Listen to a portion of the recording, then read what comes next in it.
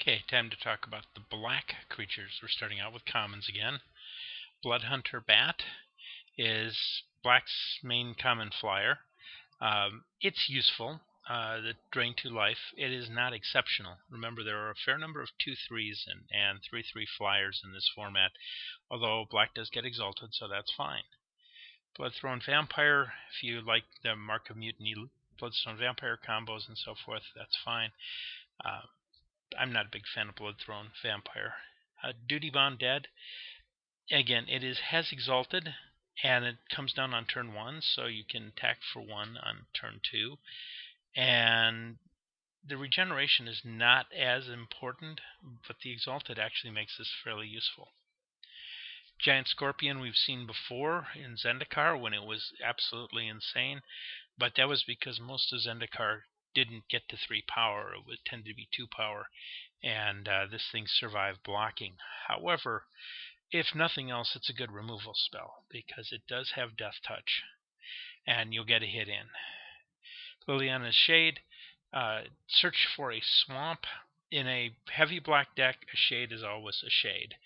I am spoiled. I'm used to shades with Undying and flying and so forth.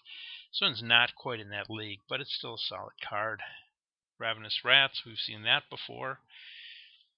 Servant of Nephrox, again, one of black's exalted creatures. So this is a 4/2 beating on turn 4, more if you have more exalted, which is fine.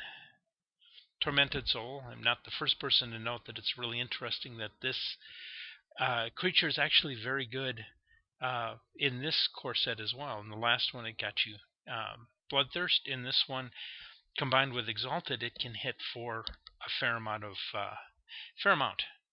Here, it's okay. Walking Corpse is the same bear it's always been, and the Goliath is pretty much the same card it's always been. They're fine, not exceptional. Let's jump to the uncommons. Duskmantle Prowler is another exalted creature with haste. It's okay. It's on attacking, it's at least a hill giant, and it's solid, nothing exceptional. The Harbor Bandit is black's bear that gets better if you control an allied land, in this case an island. And when it is a 3/3 unblockable dude, that's pretty solid. Knight of Infinity, we've seen this in white. He's just fine. Vampire Nighthawk is not quite as insane as he was in Zendikar block, but he is still quite a beating. If you can't kill it, you're just, or pacify it, I guess, you're just going to have a bad game. And finally, Veilborn Ghoul is interesting. In a heavy black deck, he probably comes back a couple times, trades with something several times, so that's fine. And those are the black cards, so we'll move along.